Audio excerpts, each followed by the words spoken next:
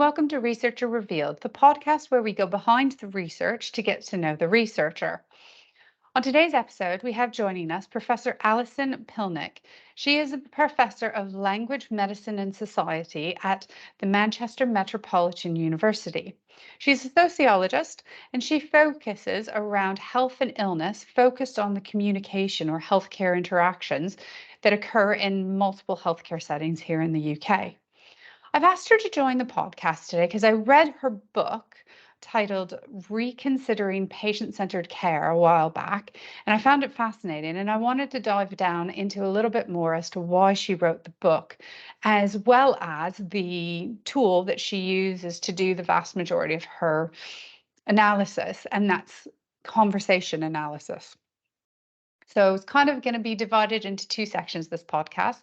A bit of a masterclass on a specific type of a method, as well as finding out why she does research and specifically why she wrote this book.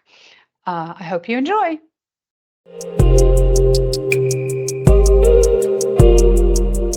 The podcast where we go beyond the researcher in order to discover why they're doing research.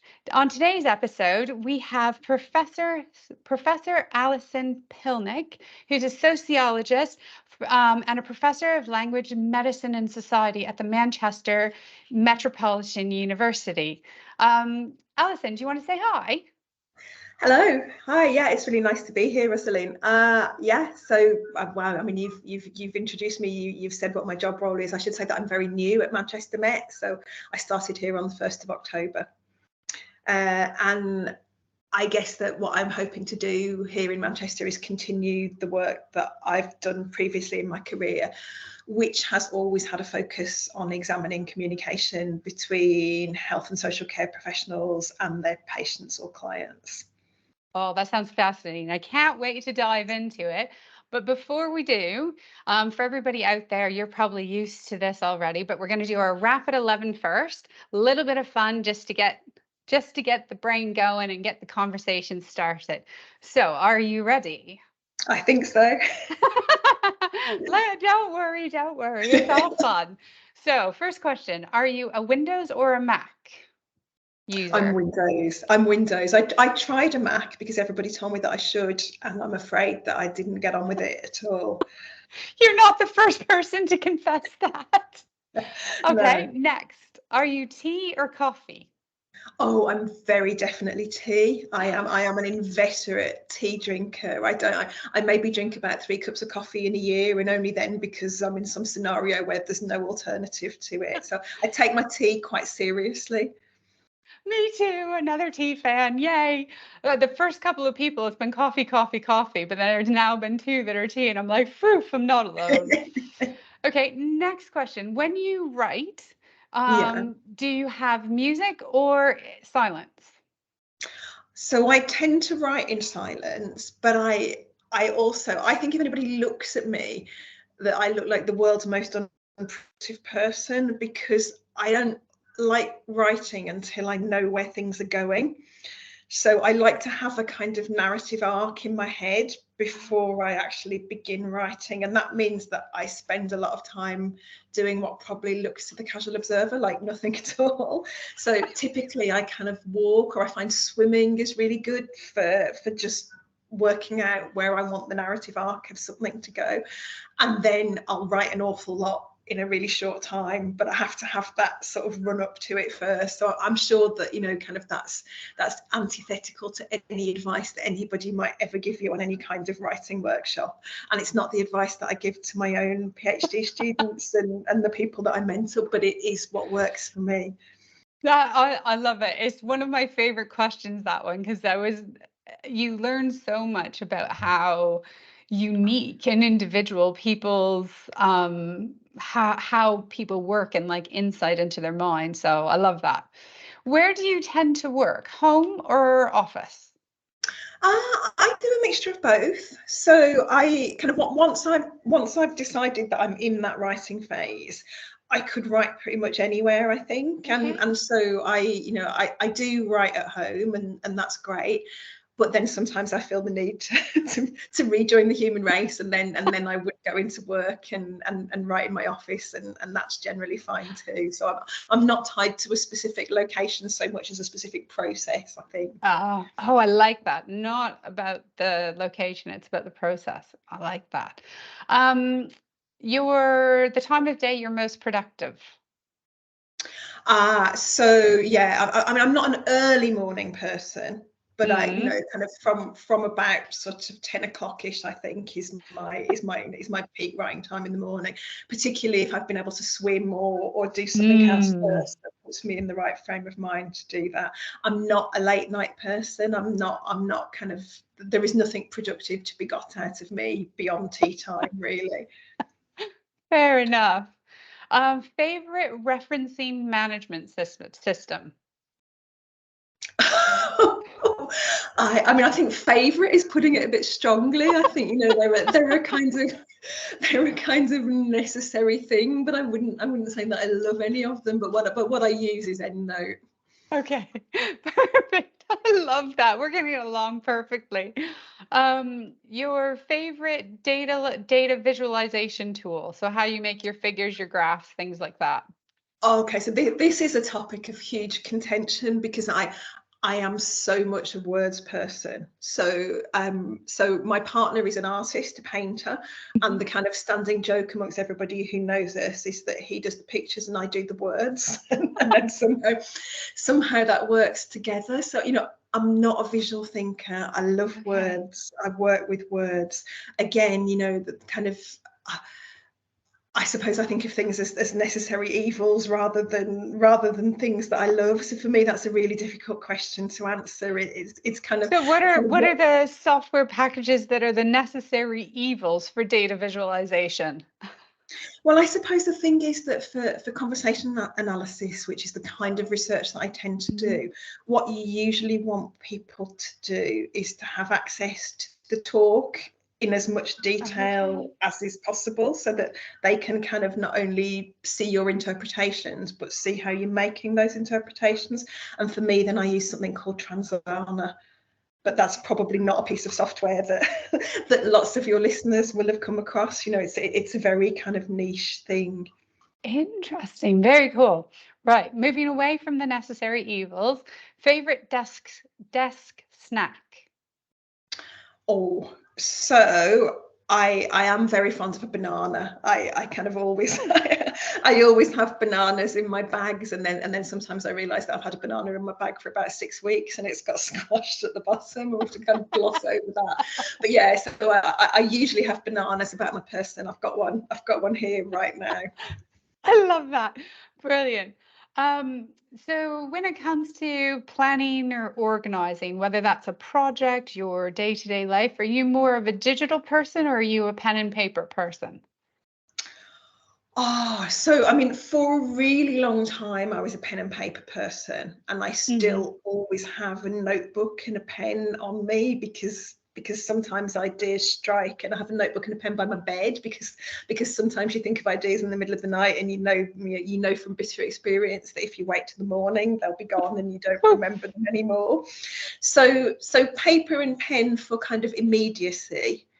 And I quite often read papers in hard copy still too, because I kind of like to make notes on the margins of them, and it never feels quite the same annotating an electronic document. But Mm. I don't, when I write, I write on a laptop, or I don't write longhand and then type it up. Excellent. Thank you. What book are you currently reading? Well, so I, I have just started in a new role, and so I have been rereading some things Okay. that I haven't read for a little while. What I've been rereading mostly are journal articles rather than books. So, Okay. but what I did read over the summer were my book was shortlisted for the Foundation for Sociology of Health and Illness Book Prize, and I was very fortunate that it won that prize. But I read the other three books that were on the shortlist, which were excellent books, all of them. So all really, really different. So a book focused on the sociology of mental health by Baptiste Brassard and Amy Chandler. A book about cities and, you know, the kind of the health of people relative to the cities that they live in and the effect that the environment has on us by Des Fitzgerald and Nicholas Rose. And a book by Anne Pollock called Sickening, which is about anti-Black racism in the US and the impact that that has on people's health. And so, I mean, 3 really, really different books, and, you know, kind of using different methods and written from really different perspectives. But I really, really enjoyed all of them. And obviously, I think people should buy my book, but I just think people should buy those other 3 books as well, because they're great. Well, what we'll do is I will chase you on email and get you just to send me the titles and authors of those books. Because what I tend to do for all of the books that anybody who comes on the podcast mention is I put them in the description of the podcast and in the YouTube, so that any listener or watcher can go in and hunt them down to make it a bit easier. So we'll do that, including your own. But we'll put that on a shelf for a second, because we're going to get one more question. Okay. And who is your research hero?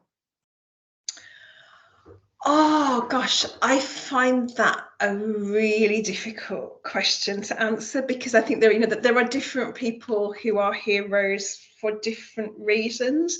Yeah. But if I really am picking just one person, then I'm picking Gail Jefferson, who's a sociologist whose work was instrumental in the foundation of conversation analysis, which is the method that, you know, the perspective that I like to work from. But I think, as is often the way for women in fields like these, perhaps has not had the recognition that she should have had relative to other people who you know, who also did really important foundational work and were working at the same time as her. Interesting, fascinating. I'm gonna look her up. Thank you. That's the Rapid 11. See, I told you it wasn't that horrible. I survived. You survived, and really interesting answers as well. So what we're going to do now is we're going to launch into the actual meat of the podcast, and you've already been giving away loads of hints to our listeners. But basically, just to give everybody a little bit of a background, the reason why I've even found and knew that you existed was your book. So the book Reconsidering Patient-Centered Care. And I read it following my PhD, because I had some observations in my PhD data that made me really want to explore the research around a healthcare interaction.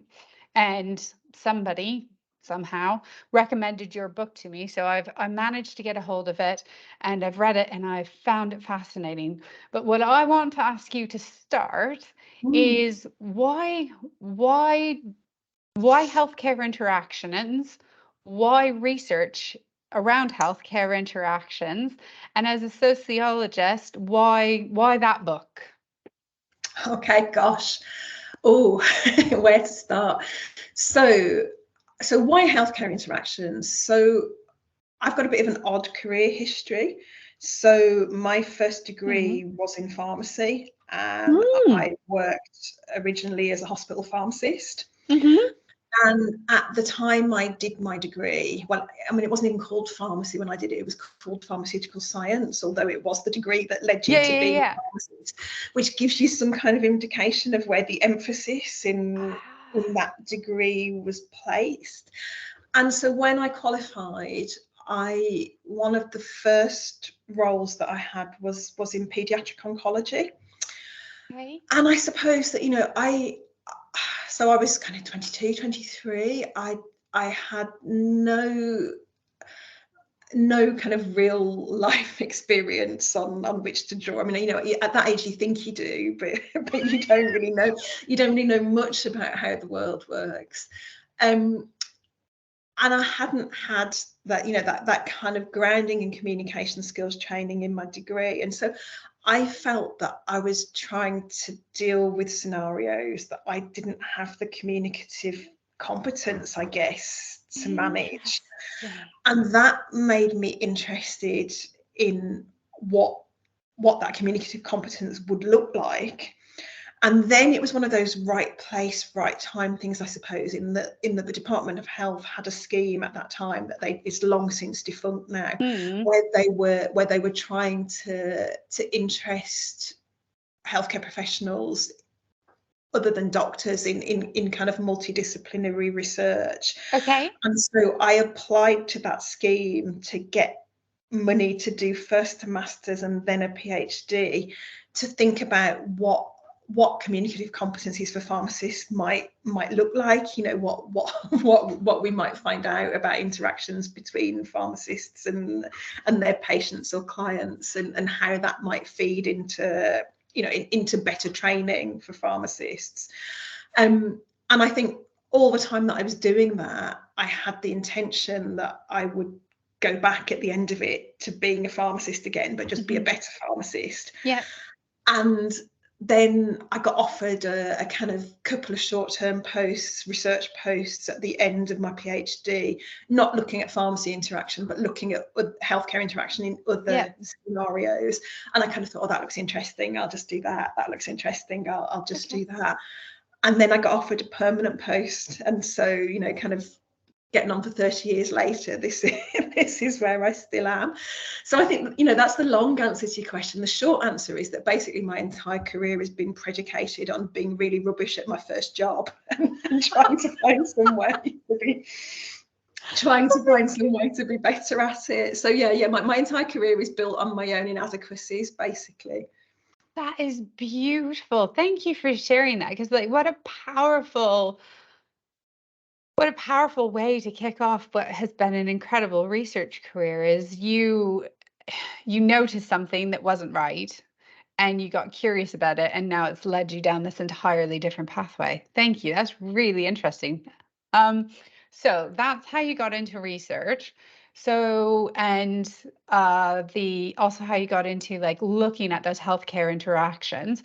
So why that book? Why reconsidering patient-centered care? Because at the minute, I'm sure you're aware, patient-centered care and shared decision making are like the buzzwords in healthcare systems around the world. So why reconsidering? Why that book?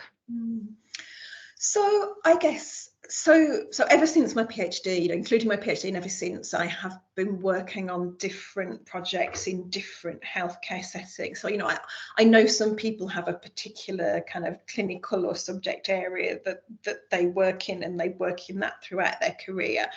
And for me, the interesting thing has always been, where is the communication problem? So, you know, I've worked in a kind of whole range of areas. So, you know, obstetrics, anaesthetics and surgery, dementia care, primary care, pharmacist patient interaction, you know, kind of all kinds of different places. And what's always driven that work has been that either I have been aware, or somebody has approached me and said, you know, this is a thing that we're finding difficult, and we'd like to unpick why it's so hard. And so, you know, I've worked on a lot of different funded projects in those different areas. And none of those projects were specifically set up to look at patient-centered care. So they looked at things like risk communication, or the use of second language in healthcare consultations, or advice giving as a practice, and how that might optimized, you know, so different kinds of things like that. But all of the settings in which I collected those data, or, you know, where those data came from, all of them were underpinned by an ethos of patient-centered care. So, you know, as you say, patient-centered care and shared decision making have, you know, are buzzwords, and have been buzzwords for some considerable time. You know, I guess I would argue since the sort of late 80s, that's been the language of healthcare. And I suppose that, you know, and this will probably be familiar to anybody who does any kind of research, that always, you know, you're working on a funded project, you've always barely got time to do the thing that you're being funded to do, but there are always interesting other things that you kind of make notes of in your notebook.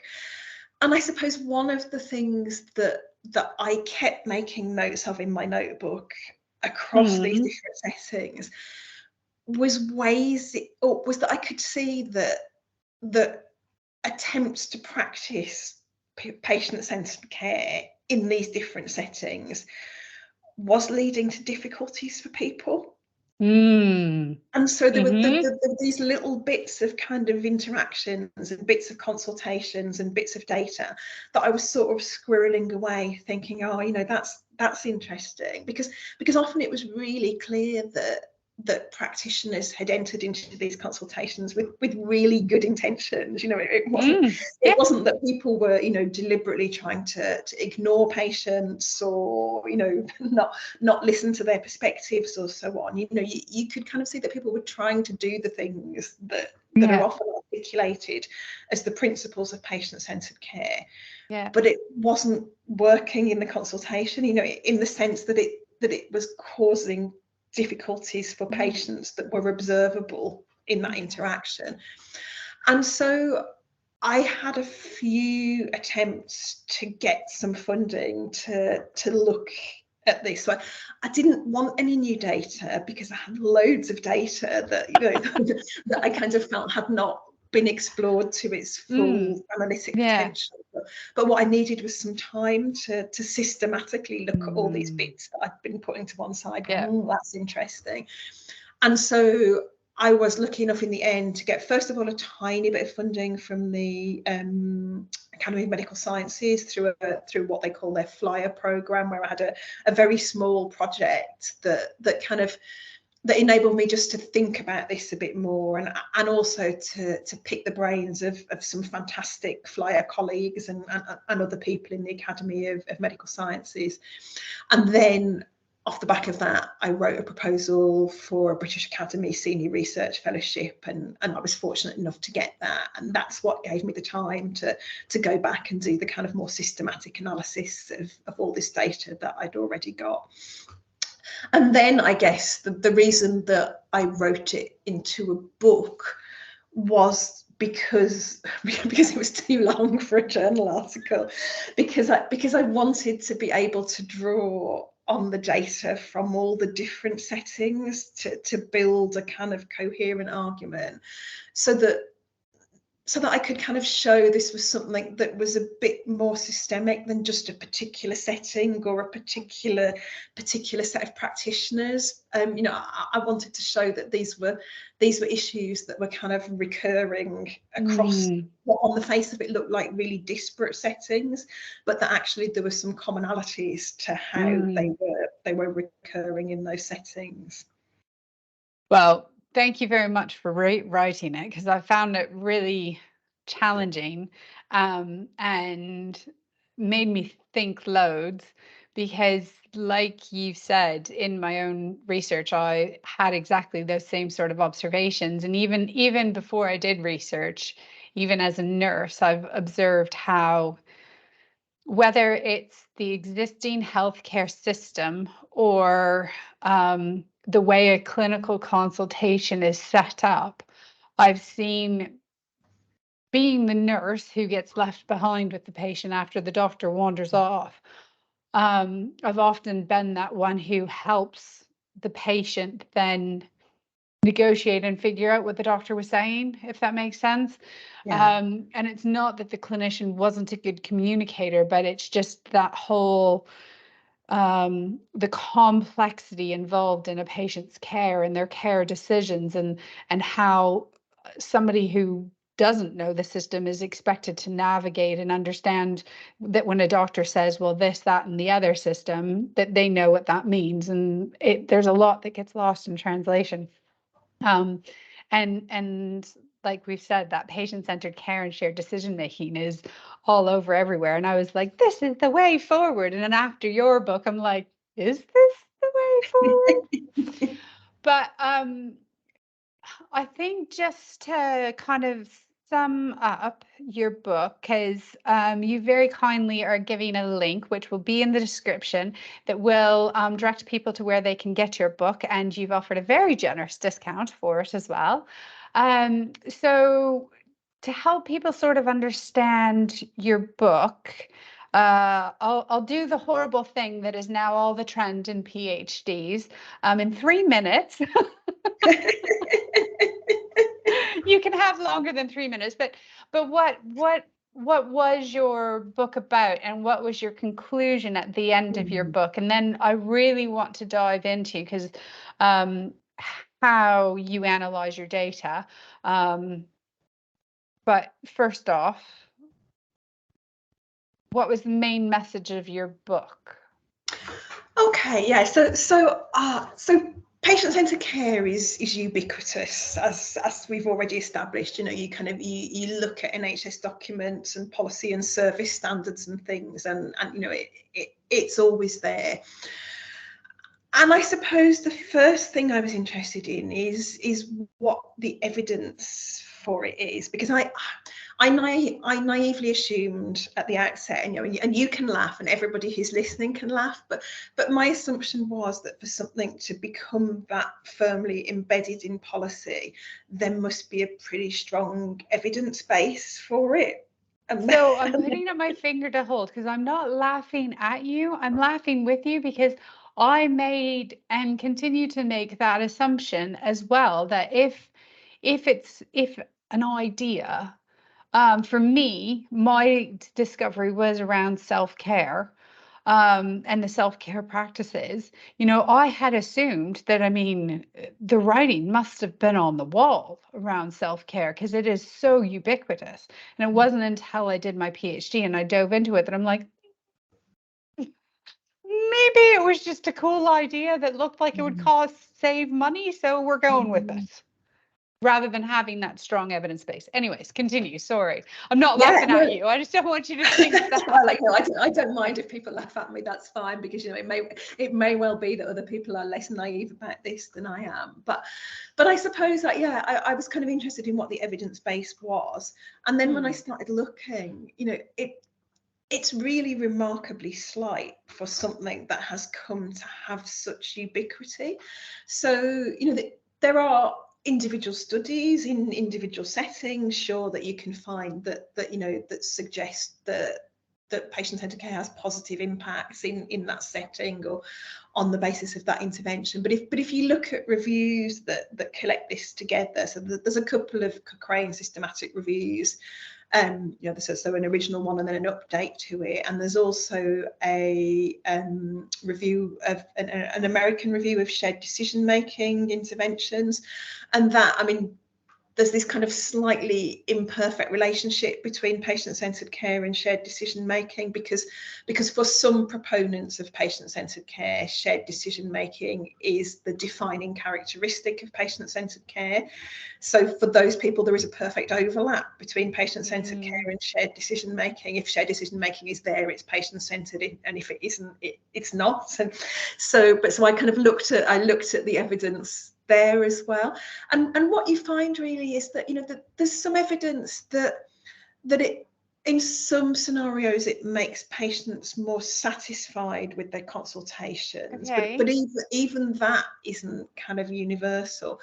But there's not really any good evidence, or, you know, the evidence is at best very mixed for whether it has any kind of positive improvement on health outcomes. So it's this kind of scenario whereby sometimes it might make people feel better about their consultations, although interestingly that seems to be quite a short-term effect and not a longer-term one.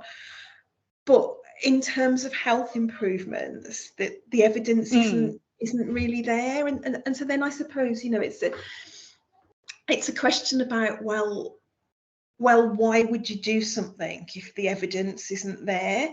And of course, the argument for patient-centered care then is really a moral one, that, you know, it rests on moral grounds that, you know, we had a problem with medical paternalism, and certainly I don't deny that, you know, I'm not arguing that we should return to some kind of 1950s scenario of doctor knows best and you just do what you're told and don't ask questions about it. But I think it's, you know, it's interesting that the way that this has been framed as the kind of appropriate moral response to that problem of paternalism. Because I think it, you know, as I've said, I think it's not really solving some of the problems that it was intended to solve. And I suppose what's really interesting to me is the way that, rather than the lack of evidence of positive impact provoking any questioning of the principle, what it seems to have done instead is just provoke criticism of healthcare staff. So there seems to be a kind of idea that it would work if only healthcare professionals had more or somehow better training in it. So you get into this kind of circular argument whereby the only thing that lots of patient-centered care interventions can be reliably shown to do is improve healthcare professionals' practice of patient-centeredness as measured by that specific intervention. Right. And I'm just not sure that that's a fantastically helpful circularity. And I'm also not sure how long you retain that kind of deficit model that well, we just need to train healthcare professionals better or differently, when I think that is what we've been trying to do since, you know, as I say, since probably the late 80s or early 90s, you know. And so it's interesting to me as a sociologist that doesn't seem to have provoked any more critical interrogation of the concept, rather than kind of keep trying to do more of the same but do it somehow better or differently. And so what I did was look at a large corpus of healthcare interactions. So I've been collecting data from a range of settings for 30 years now. You know, and from a whole range of primary care, secondary care, mostly kind of healthcare, but some interactions that would be kind of on the borders of health and social care.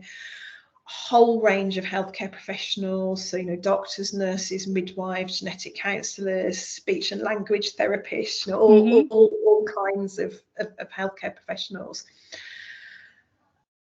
And I suppose what I was trying to look at were what the interactional issues were in this delivery, or in this attempted delivery of patient-centered care. You know, why does this run into problems?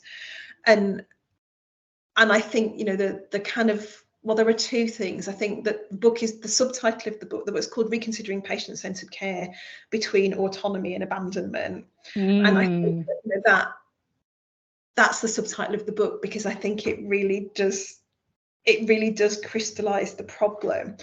But in terms of interactionally why it crystallizes the problem, I think it's because of what happens to medical expertise when people try, or when practitioners try and enact patient-centeredness.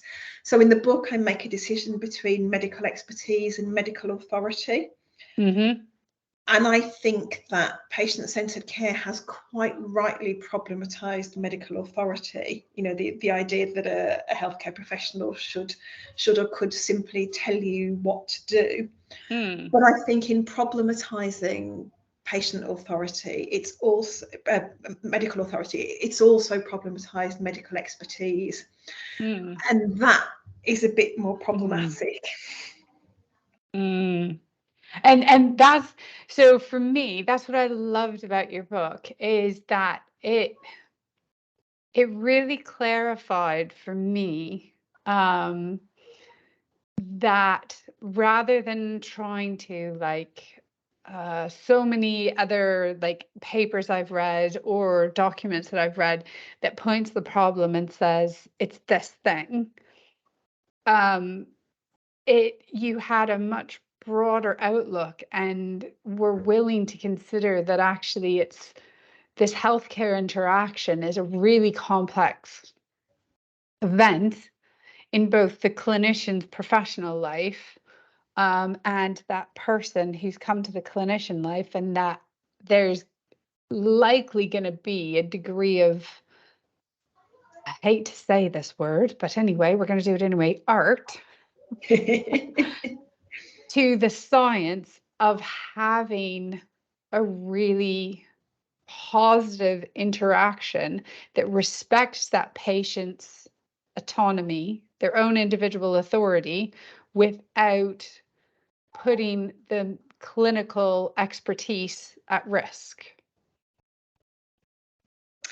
Yeah, I mean, I think, it's interesting because I think that that people don't consult healthcare professionals simply because they don't know what to do. If they just wanted to kind of talk over a problem or a decision with somebody, there are probably other people who they can access more easily and at less financial or organizational cost than going to the doctor, or and I'm not talking about the cost of consultations, but I'm talking about the cost of taking time off work and and traveling there and paying for childcare and the other things that people have to do in order to attend healthcare appointments.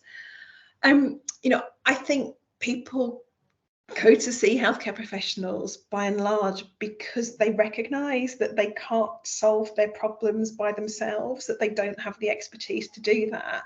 And so healthcare professionals have expertise that they want or need. And I think, time and again in my data, there are people trying to make decisions, often about treatment, but not always, sometimes about other courses of action. And the operationalization of patient-centered care in those kinds of consultations often results in clinicians either asking questions like, "What would you like me to do?" I hate that question. Yeah, so you go and see the GP and you present your problem, and the GP says, "What would you like me to do?" And I kind of think I'd like you to. Patient, I hate that question. It makes me so angry. And I'm not talking like as a nurse here. I'm talking like I go to the GP because I can't figure out what's wrong, and I have like a higher degree of education than average Joe. But still, when I sit there and they're like, "Well, what can I do for you today?" And I'm like, "Isn't that your job?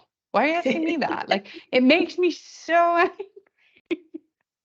Yeah, I think and it makes some people angry, and it makes other people anxious because then you think that you should have some possible responses to that, and maybe you have no clue maybe you have no clue what the appropriate options even are, so that you can't formulate because even that requires a degree of knowledge that depending on the problem you might not necessarily have.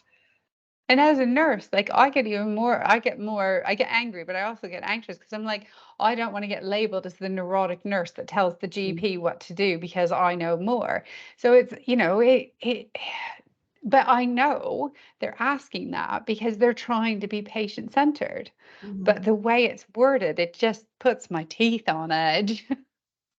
Yeah, and I think I have shared that frustration personally as a patient, and I also see it in my data, and there are particular quotes that stick with me from my data, and one of them is that when somebody is kind of trying to decide on a course of action, and the doctor suggests that it's up to them, that the patient kind of sits back and does a bit of an eye roll and says, "But you're a learned man."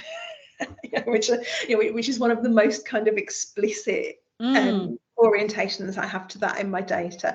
But I suppose the other thing that often happens, or the kind of phenomenon that I often see in my data, which is not quite the same as that, is that professionals will present different possibilities of courses of action.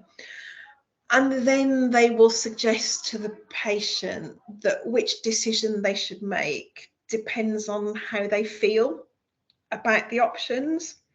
Okay. Yeah. And I suppose that the issue I see with that analytically, and the issue that I kind of see in my data, is that that individualizes a decision to some extent in a way that it sets it completely outside of medical expertise, because how you feel is an individual feeling that the professional doesn't necessarily have any access to. And I suppose you end up with this kind of weird double bind in which, by virtue of being professionals, practitioners have access to all sorts of information about the likely advantages, disadvantages, risks, benefits, etc. of a particular treatment or a particular course of action. But also by virtue of being professionals who act in accordance with patient-centred care and support patient choice and control, they become reluctant to share that information for fear of impeding that choice or control. So, you know, it depends on how you feel about it, or it depends on how much you worry about it, is another formulation that I see quite often in my data across, you know, this range of settings. And again, you know, I worry a little then that you make a kind of medical issue a personal issue in a way that my data suggests isn't necessarily helpful. Interesting. Thank you for that. I think basically everybody should read the book. Because it does, I think, for me, the way that it was written, it just encourages you to really be curious and question. And it goes back to me in my head, your story of how you got into it is the way I read the book and interpreted it is it helped me ask more questions that have inspired me and wanted me to increased a thread to put in my own research, as well as to consider within clinical practice. So I think it's definitely recommended reading. But something that I was hoping to dive into a little bit around your book is your universal use, and you said it in our top 11 questions as well. This way of analyzing data that you tend to use as your primary way of looking at data. And you've referred to it as conversation analysis. Now, from knowing a few of the people who are listeners to this, they're much more at an early career research stage. So can you just start by explaining what conversation analysis is? Yeah, sure. So, I mean, you know, I should maybe say that I came to conversation analysis a bit by accident. That I knew that I wanted to look at communication between pharmacists and patients, but I didn't know how I was going to do that, and nothing in my skill set up until that point in my pharmaceutical science degree had given me any idea about how I might do that. And I think I mentioned that I was lucky enough that I was funded by the Department of Health first for a master's and then for a PhD. And so what that master's did was gave me scope to kind of investigate how it might be possible to research this phenomenon. So, you know, I was really fortunate to be exposed to all kinds of different approaches and different perspectives. And I suppose what attracted me to conversation analysis, you know, is what I think is its kind of primary principle really, is that most or many qualitative methods deal with talk. But often, you know, if you think about something like interviews or focus groups, often what they're really interested in is the content of that talk. And in conversation analysis, what people are interested in are the things that people are doing with their talk. So the way that talk is a tool to get things done in the world, and you know, how we use talk to accomplish, you know, the whole kinds of range of everyday actions that we do accomplish through interaction in that way. So I suppose I was attracted by this idea that, you know, I wanted not only to look at the kind of content of the talk in the way that you might do with a sort of a kind of content analysis or a thematic analysis, or or a kind of code and count approach. But I really wanted to get into the kind of nitty-gritty of that talk, and kind of what are the ways that people are using to do things like give advice or initiate treatment discussions, or to bring a discussion to a conclusion, or the kinds of practices that have to happen in order that somebody leaves their healthcare consultation, kind of with an idea of what they want or need to do next. So that was what attracted me. I suppose the things that have kept me working from this perspective, and so I have worked on projects that have used other methods. So I have commonly used ethnographic methods alongside conversation analysis. I have worked on projects where there have also been interviews or focus groups conducted as part of the project. But I suppose there are two things. One is that what people think they do when they interact is very rarely what they actually do. And so you can get so far by talking to people about how they talk, but you can't get much further. And I suppose an example of that is a project that I worked on some time ago now, looking at antenatal screening.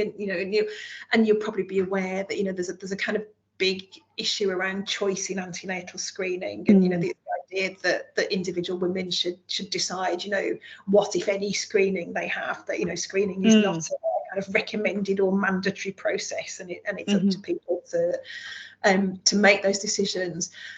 But there's quite a big literature that suggests that women don't feel that they experience choice in those consultations. But that literature is interview based, and it's largely interview based. If you look at research with midwives that is interview based, they say, but we do offer choice, and we're really clear that this is choice, and and we tell women this. And you kind of think, well, how can both those things coexist? That somebody thinks they're giving choice, that somebody else's experience is not that choice is real or actual. And the only way you're going to get, you could keep interviewing people forever, but the only way you're going to get at that problem is to have some recordings of the actual consultations, and looking at those actual consultations helped me understand how those things could coexist. Because what happened was both people were right, or both sets of people were right, that midwives at the very beginnings of those consultations almost universally said, I'm going to talk to you about screening, and it's up to you whether you have it or you don't have it, or it's your choice. Things that were explicitly expressions of somebody's choice. But they also did things through the way that they framed the screening interactionally, and through the way they placed it relative to other things that they talked about, that served to undermine that choice. And that was probably completely unintentional. So if you talk about tests that nobody generally refuses, so for example, if you don't know what blood group you are, and it's important to know that in pregnancy, then you might have a blood test to find that out. You might have a blood test to find out what your iron levels are, because again, that would be important in pregnancy. People don't really see those tests as optional, or tend to refuse them because they see the rationale for them. If you segue straight from talking about those kinds of things to talking about screening tests, that affects the context in which people hear the subsequent talk. So that's one way in which choice might unintentionally be undermined. The other thing is that obviously there are different kinds of screening tests available to people at different stages in their pregnancy, and depending on family history and so on. And it's very easy for those consultations. There's an awful lot of information that midwives have to cover in a really short time, and some of it is quite technical. What can happen is that those consultations spend a lot of time on the pros and cons of different kinds of screening. rather than talking about the option of not having screening at all. So, even though it's been put on the table at the beginning, what happens subsequently can make women feel that really this is a choice between X and Y rather than a choice between screening and no screening. And so I suppose that's one specific project, but it's a good example of of why you need to look at actual talk rather than people's reports of talk. Okay, so that's really helpful, because for me, I had a vague understanding that conversation analysis was that combination of both audio and visual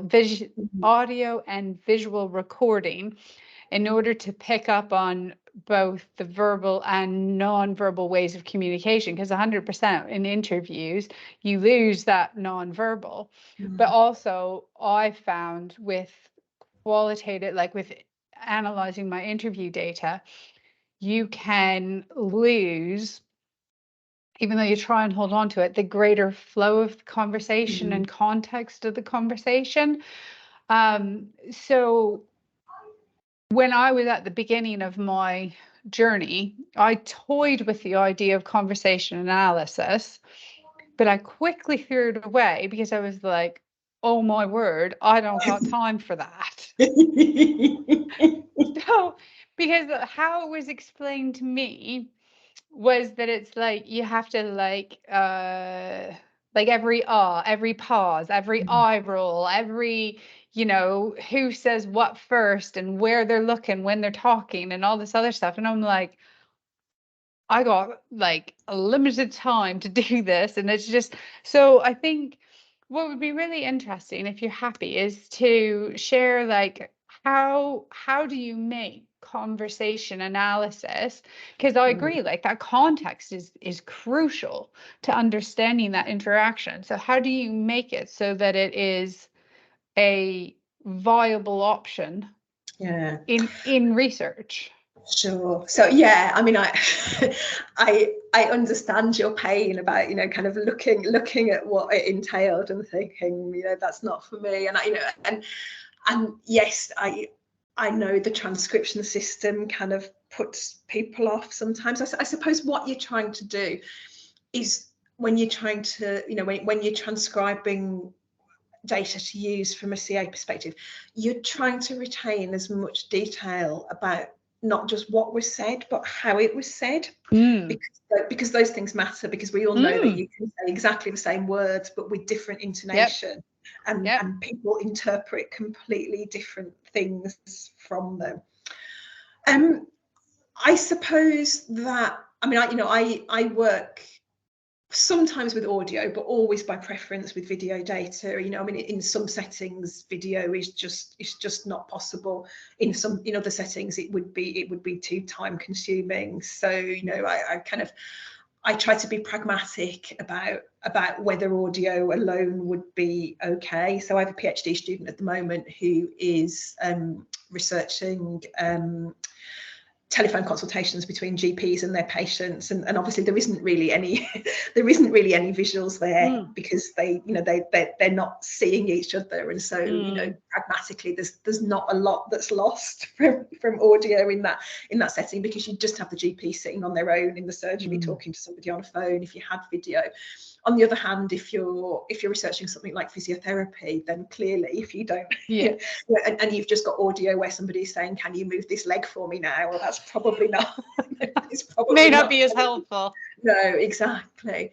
I suppose that people often get panicked about the idea of a CA analysis, but I think the thing is that the unit of analysis is different. So you're not going to have a lot of data relative to what you might collect for other qualitative approaches. So you might have a corpus for a particular study of maybe 50 hours of video recorded data, but your unit of analysis isn't the consultation. So it's not like 50 or 100 consultations.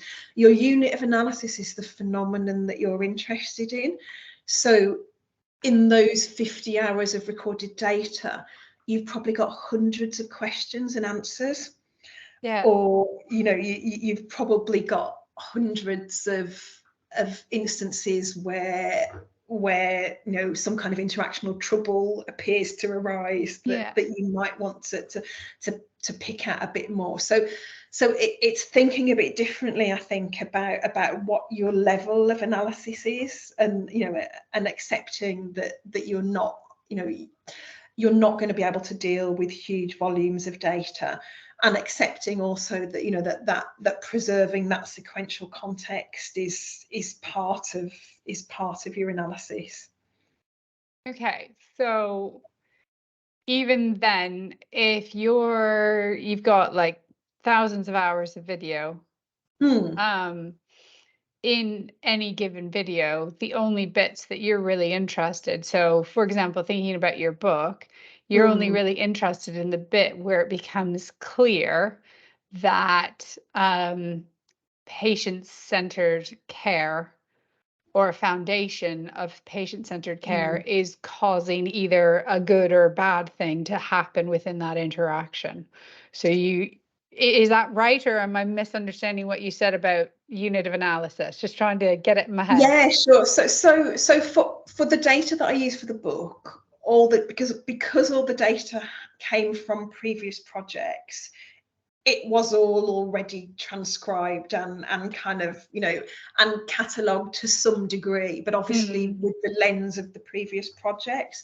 So I didn't have to start transcribing from mm, scratch, and I wouldn't have had the space to do that in the fellowship.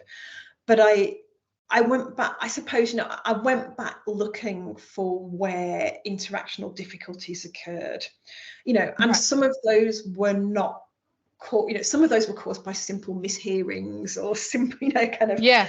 yeah, or the patient thought that they were seeing a particular specialist and it turned out to be somebody different, or that some of those were not issues that were about patient-centered care. They were just kind of ordinary issues of interaction and communication of the kind that arise all the time. But yeah, I was interested in kind of where interactional trouble arose, and where it seemed to me that was as a result of trying to practice patient-centered care. So it was very often around choice and decision making, not always, but very often around those components of an interaction. Okay. So conversation analysis allows you then to really dial down on that phenomenon of interest. Mm-hmm. Then how do you go? So you've identified a section of either transcript or video Mm-hmm. that you're like, oh, here we'll use the example we used before, because it bothers me. The GP has said to the patient, what do you want me to do for you today? And the patient's going, Mm-hmm. well, that's your job, not mine. Yeah. Um, kind of thing. So how do you then take that Mm. and turn it into, you know, and combine, well, not just turn it into, but combine that with like other observations to end up with an interpretation of the results in order to move the body of literature forward. Sure. So I suppose I'm looking less for a kind of the thing about conversational analysis that I probably, well, I'm sure I haven't explained, and I haven't explained it very well, is that what you're trying to deal with is you're trying to deal with participants' orientations. So Okay. and so it's you know the ideal position is that you are not imposing your interpretations as an analyst. Now, I mean, we could argue about that for a long time, because because in a pure form, I just think that's impossible. But Yep, I would that, agree. but that's what you're, that is the kind of analytic lens that you're aiming Okay. for. So you're beginning, so it's not what I think are interactional problems. It's when it becomes clear in the interaction that, so Okay. when people say things, well, like well, you're the doctor, or say, Yeah. you know, Yeah. or roll their eyes and say, but you're a learned man. Yeah. Then that's a Yeah. participant's orientation that Okay. there is some trouble here. Okay. And I suppose that, you know, so you collect instances like that together. So you make collections of the instances where, so, you know, I was looking at questions like, what do you know, so what do you want me to do? And noticing that there were recurring troubles around that. Also things like, how do you well, it depends, how you feel about it, or how much are you worried about it, you know, and making a set of collections there, and then looking at the commonalities in the ways that those kind of utterances were both set up by professionals and responded to by patients. Because you're always thinking, you know, it's all the question that conversation analysts ask themselves all the time is, why that now? So, you know, why this answer in response to this question? And so you're always kind of alert to the possibility of, you know, are the particular circumstances here related to this particular interaction, this particular context, this particular medication, you know, whatever it is that's being discussed, that are resulting in this, or is there a kind of broader interactional pattern that patients find this question, what would you like me to do, difficult to respond to? And so you kind of build your collections. And I suppose what I did was built a collection, or built a range of collections where I guess I call them in the book good interactional reasons for bad, in inverted commas, healthcare practice. And I don't mean that I'm defining them as bad. I mean that, you know, they're things that patient-centered care perhaps says shouldn't happen, or, you know, is less than ideal. But they arise, I think, not because healthcare professionals have bad intentions, but because those things make interactional sense, because you're trying to maintain an interaction which has, you know, which you hope has some kind of therapeutic endpoint at the end of it. I think that's one of the things that made me reach out to you and made me really curious about this method, is because it highlighted to me something that in my own PhD, I was constantly having to remind myself about doing, because I didn't want my findings or my results to be, oh, you did it wrong or you did it wrong, because it's one of the things around self-care that really, really bothers me. And I really liked how with your book and with conversation analysis, actually the thing that becomes or became central, it wasn't about a healthcare provider being bad or having bad intentions, and it wasn't about the patient not being knowledgeable or not being educated or not being experienced or being, you know, a bad patient. It became much more about this thing in between them, and that interaction then being the thing of, which is again what drew me to your book in the first place, is how do we fix that interaction? Because across my data set, I saw where positive interactions interpreted by the patient as positive meant that they were off living life. And even though they had very severe disease and very severe symptoms, they're like, man, at least I'm not dead. And off they track across the world, right? Where you'd have a different patient who that interaction left them feeling unheard, unsupported, on whatever. And their resultant actions were very much, well, I guess I'll just sit here and wait to die.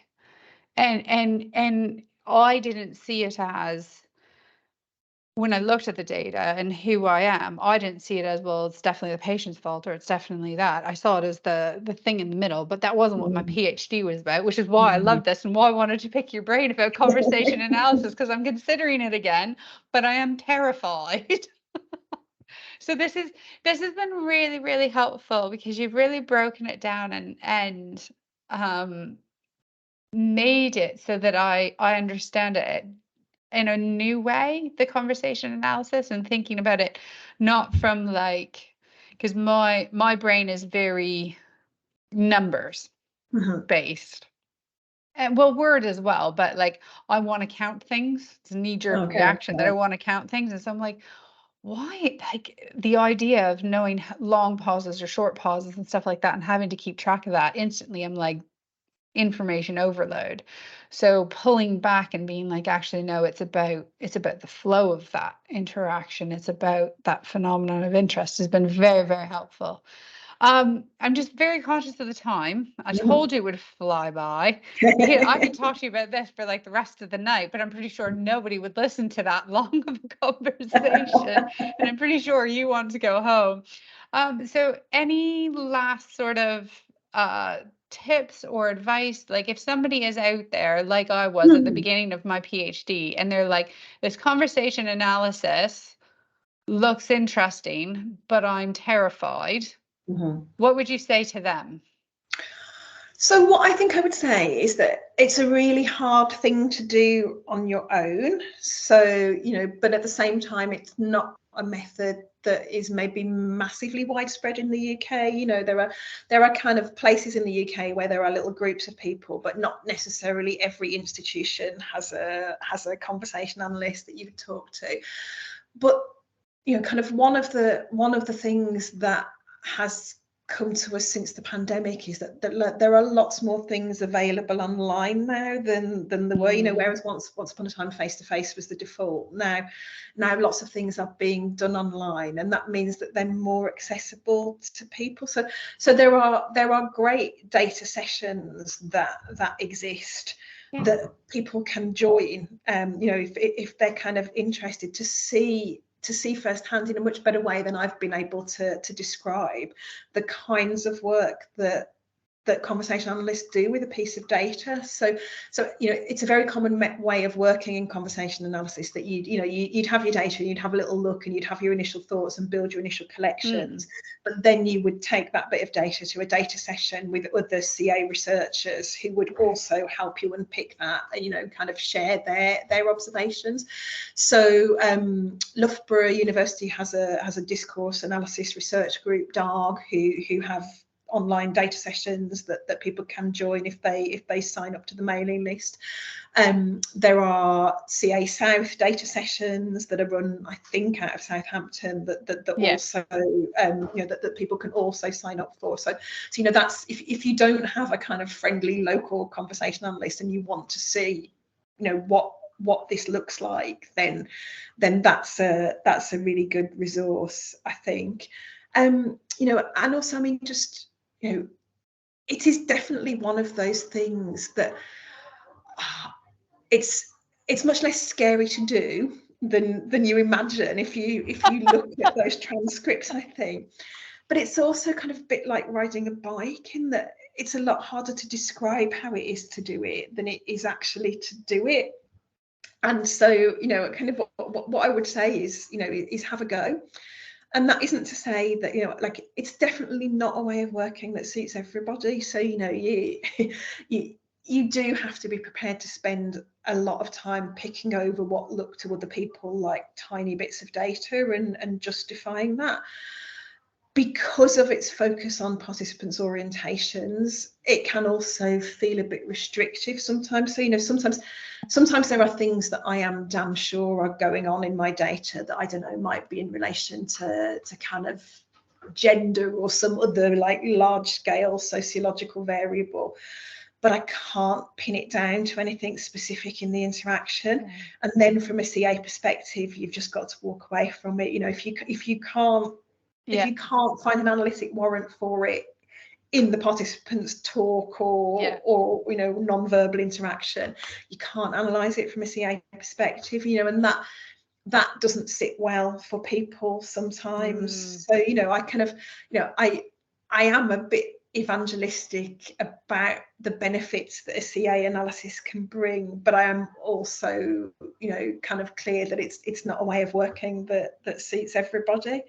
And But yeah, I think that's true of everything though, because I can think of an example in my data, in my PhD, where I had the same handcuffs.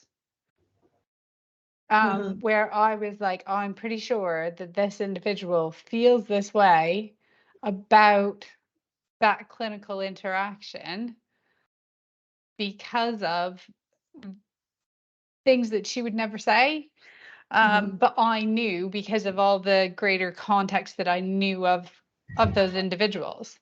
So it's one of those things where I'm just like, I think all research has got its limitations, and I think all researchers become frustrated with their research um, and the tools that they're using. But yeah. Excellent. Any other last tips before we say goodbye? yeah, I suppose like so. So I gave a talk on my book recently, and somebody said to me at the end of it, it kind of it feels like this is one long advert for conversation analysis. And kind of what are the broader things that you want people to take home, and I suppose that I suppose most fundamentally what I think is that what I wanted to do in the book is highlight the importance of looking at the actual evidence, really, and kind of Mm, to highlight the dangers of starting with a moral position. Because I think the problem is that you become so invested in a moral position that then it's really difficult to act in the face of contradictory evidence. And I completely understand that that patient-centered care comes from a good place, but I think the difficulty is that it's really hard to put moral principles into practice in any straightforward way, yeah. and that's because moral principles can conflict.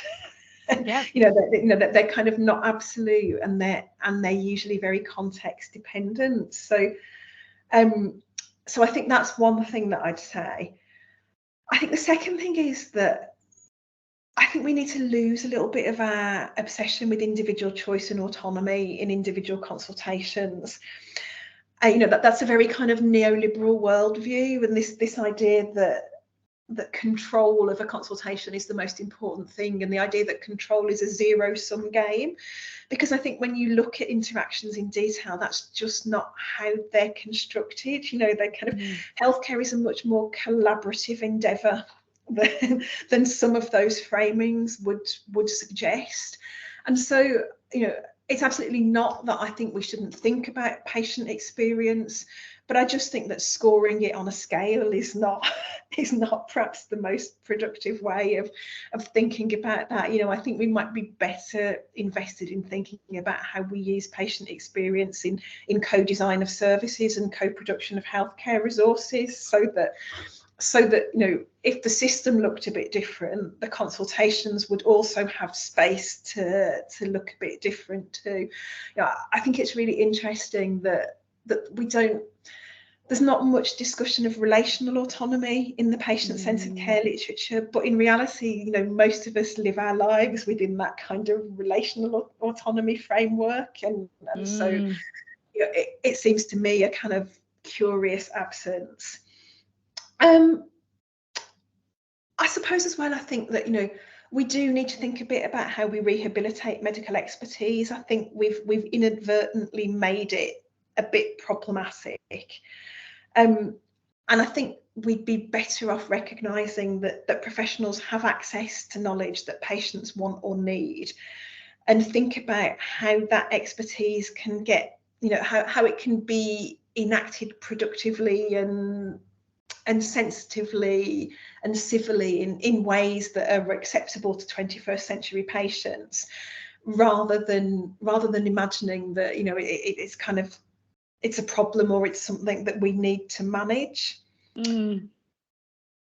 And then I suppose the last thing is that, and everybody will say, well, she would say this, that part of the problem, I think, with patient-centered care is that we've tried to take practices that work in ordinary interaction, like allowing somebody to set an agenda, and transplant them to healthcare interaction without a recognition that they don't work in the same way in a different context. So, you know, something that can work perfectly well in everyday interaction doesn't necessarily work in the same way in a healthcare context.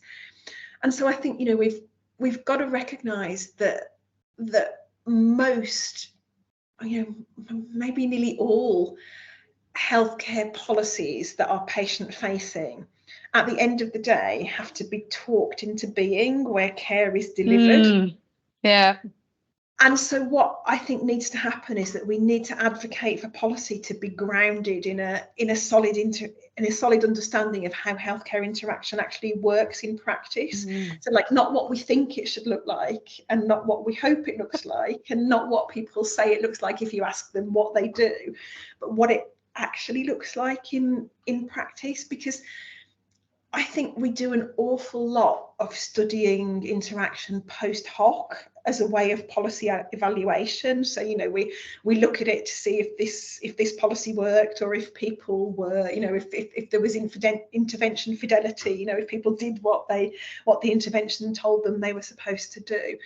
But I really think we need to move beyond its use just as an evaluative tool, because in a funny way, I think that healthcare interaction is even more fundamentally important than proponents of patient-centered care realise. But I think we're kind of starting from the wrong place in explicating that importance. Wow, mind blown. I love it.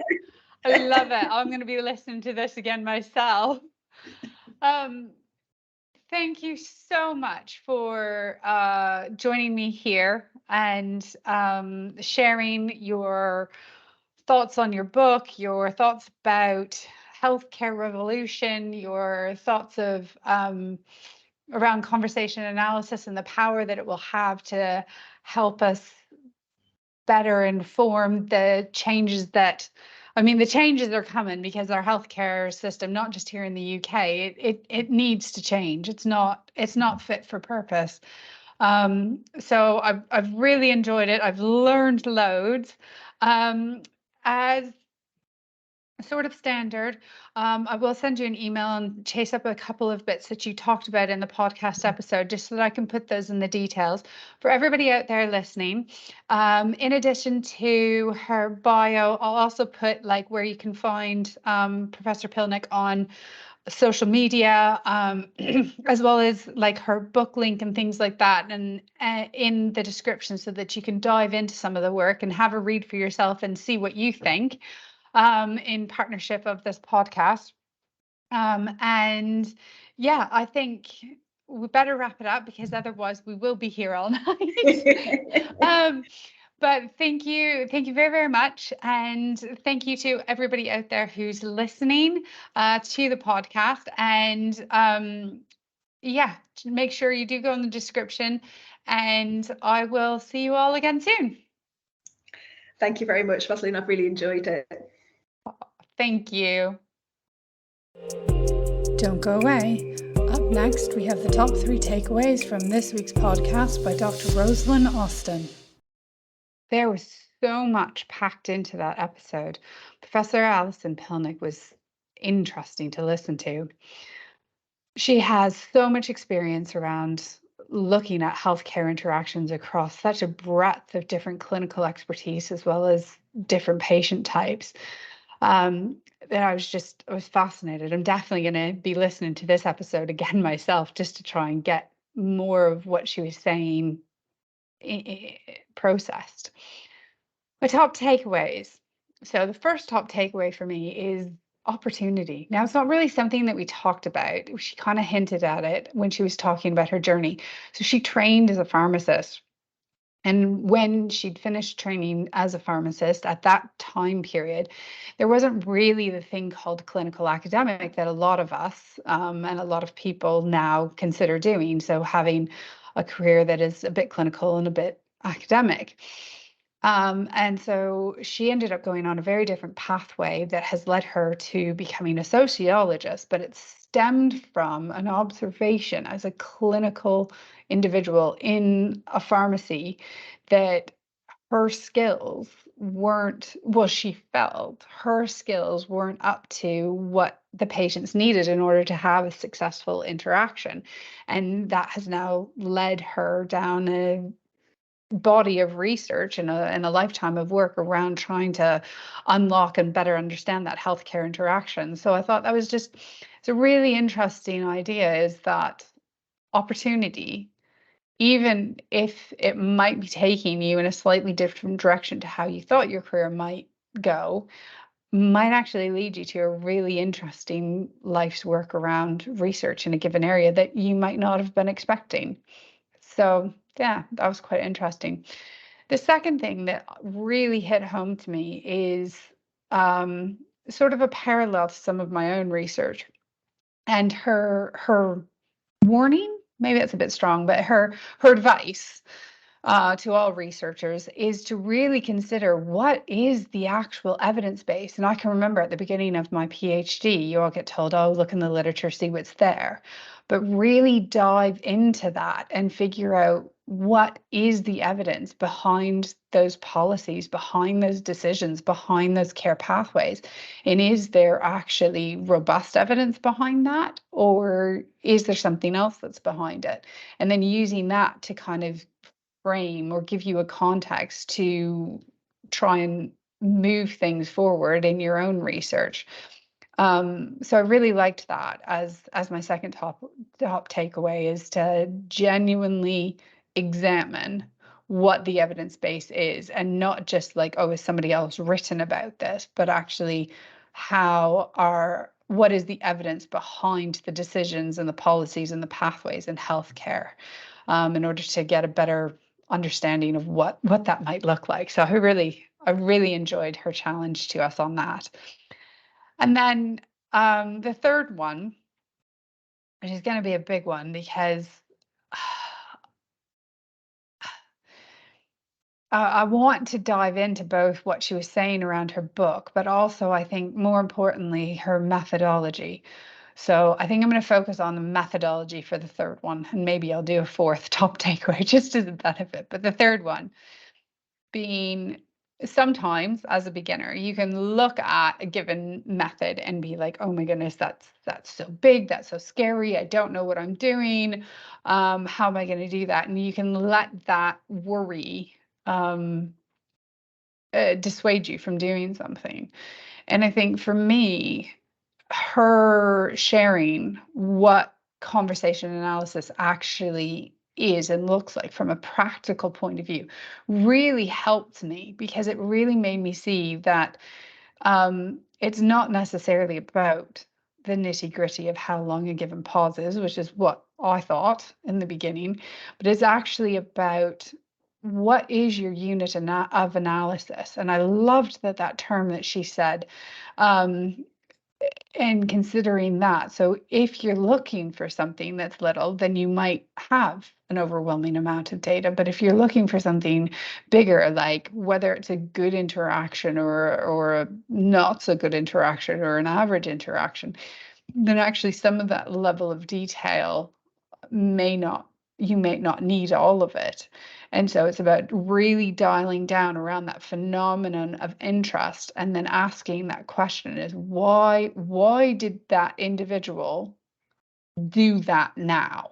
So why did they roll their eyes? Why did they whatever? And I really enjoyed her analogy of, and I think it applies for lots of different methods, but she used it around conversation analysis. She's like, it's a really hard thing to describe to somebody how to do, like riding a bike. You have to, there's such a complex amount of actions that are happening in order for you to ride a bike successfully. But once you know how to do it, you don't even have to think about it. You just do it. And that's what she reckons conversation analysis is like. I don't know. I'll see if I get brave enough to do some conversation analysis, and then I can report back to you. Maybe we can have other people tell us in the comments what conversation analysis is like for them if they've given it a try, and whether or not it's overwhelming detail or whether you can go more macro. Let me know in the comments. So yeah, I think I'm going to leave it at that. I'm not going to do the other thing that I was going to say.